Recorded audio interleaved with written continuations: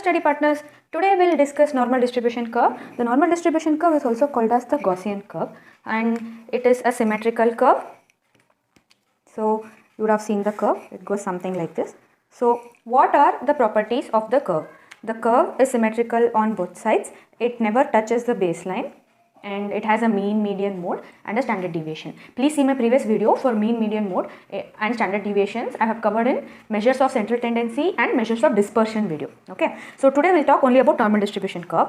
Okay, finally I have come to the part where I can explain the normal distribution curve. So you take a population and you let's say this deals with only measurable values. In that population you went to every house, you took one particular village, you went to every house, measured their hemoglobin percentages and got back. Okay, now you have the now you have the values of what you have measured. That measured values you will tabulate. Okay, when you tabulate, this is the this is the x-axis. So let's say whatever values you got it between 5 gram percent and 15 gram percent. Okay, yeah, this guy is polycythemic.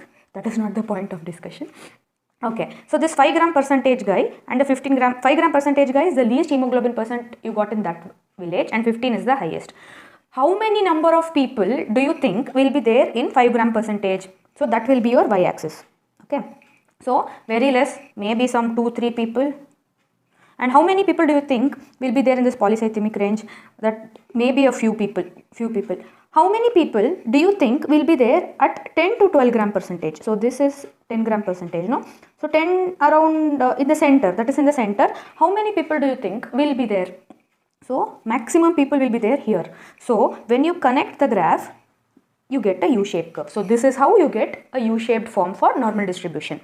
Yes, of course, there will be skiing, positive skiing and negative skiing when there is one positive or negative outliner, which you have already seen in my previous video. Okay, so like we discussed, maximum number of people will be there in the center. So in my previous video, what was mode? Any particular number that repeated maximum number of times. So mode here, mode is also 10, correct? Now you take average. Okay, this is a very blunt example. 5 plus 10 plus 15, again by 3 you are gonna get as average as 10, which is again coincides in the center. But try it with some other values here and some values here. Add some 7 gram percent, 8 gram percent, 12 gram percent, 13 gram percent. So you get my point, right? So overall the average also coincides with the center. So you'll get mean also center. Yeah, what is the center most value? Again median. So in a normal distribution curve, can you see that the mean, mode and median coincide? So this is another characteristic of normal distribution curve.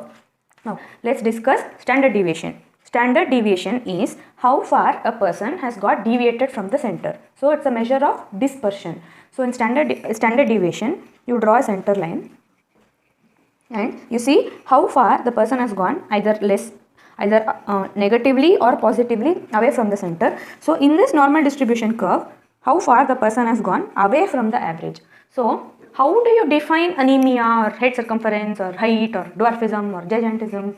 What you try to do is basically you try to fit in. You should be in and around average.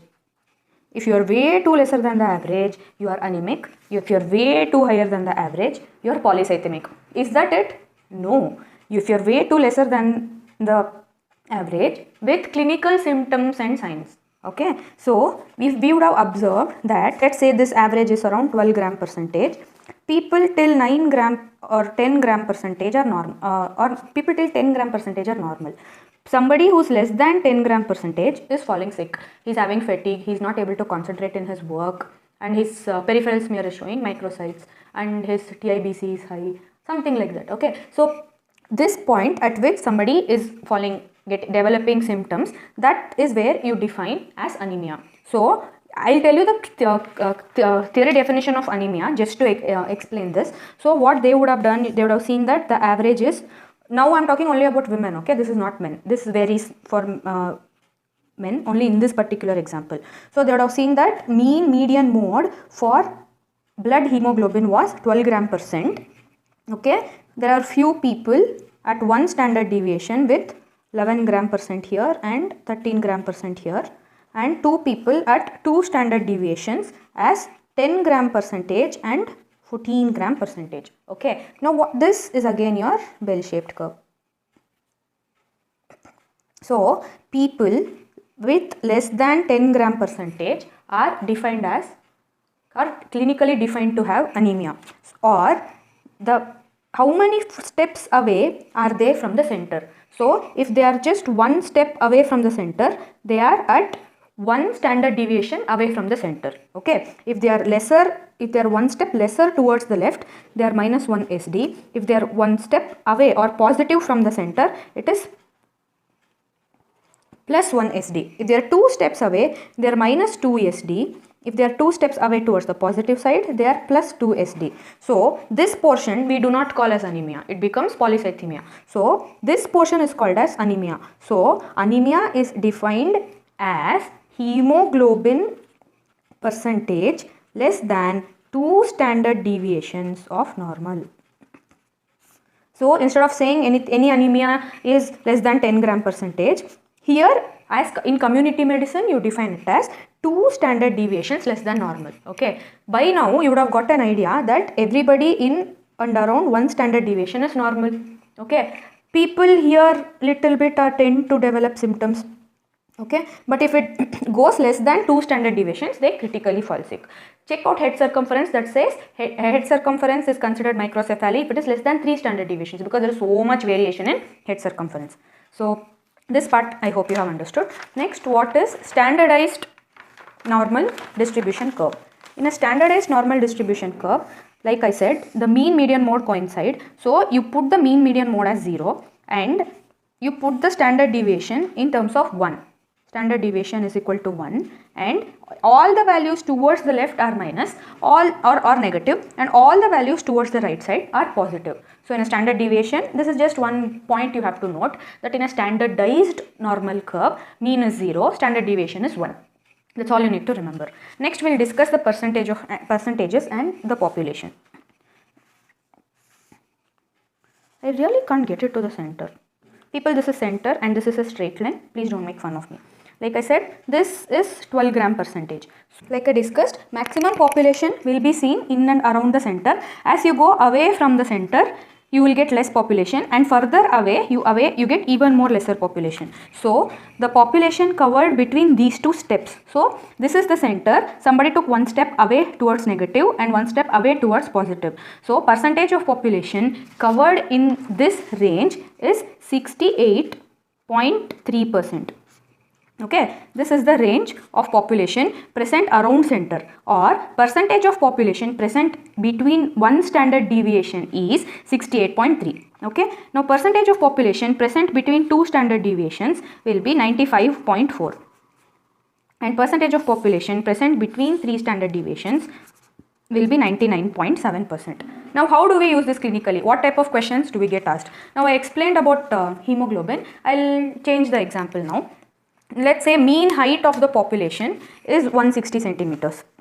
Mean height of the population is around 160 centimeter and standard deviation is around 5 centimeter. How much percentage of population do you think is expected between 150 centimeter and 170 centimeter? This is the question. Please pause the video, solve the problem and get back to me. So you take a standard deviation curve. Okay, what is the mean? 160 centimeter. What is the standard deviation? 5 centimeter. Like whenever you take standard deviation, remember it as one step. What is one step negative? 5 centimeters negative. So at one standard deviation, the height will be 155 centimeters, correct? And at plus 1 standard deviation, the height will be 165 centimeter. At 2 standard deviations, minus 2 standard deviations, the height will be 150 centimeters. At plus 2 standard deviations, the height will be 170 centimeters. So the percentage of population between 2 standard deviations, like we had discussed, was 95.4%. So the percentage of population between 150 centimeter to 170 centimeter in this particular population will be 95.4%. You understood this? Now I will discuss what type of questions are usually asked in your AIIMS and JIPMER exam. Okay. Now generally the question asked is reverse. The height, I am going to discuss this again because most of you find this area difficult. The average height is 160 centimeters. Standard deviation is again 5 centimeters. What is the range or area covered of the standard deviation covers 95.4% of the population. I'll repeat the question. The average height of this population is 160 centimeters. Standard deviation is 5 centimeters. How much area of the normal distribution curve gets covered for 95.4% of the population? This type of questions, the exact pattern what I told, is repeatedly asked in your AIIMS, JIPMER, PGI, and this time even NEET exams. This is the type of pattern of questions has been asked, the exact language. We've already discussed the previous example. All we have to do is reverse. How much does 95.4% coincide? It coincides to 2 standard deviation. So it goes up to 160 centimeters. So 155, 150, 165, 170. So 2 standard deviations is where your 95.4% lies. So the population range in which 95.5% lies is mean plus and minus 2 standard deviations. So here, instead of, actually you should just write it as from minus 2 standard deviation to plus 2 standard deviation, but we write it as mean minus 2 standard deviation to mean plus 2 standard deviation, that is mean plus or minus 2ST. I hope this example was clear. I have explained this in detail. Sorry for lengthening the video, and until then please keep studying, stay positive. Until next time, this is your study.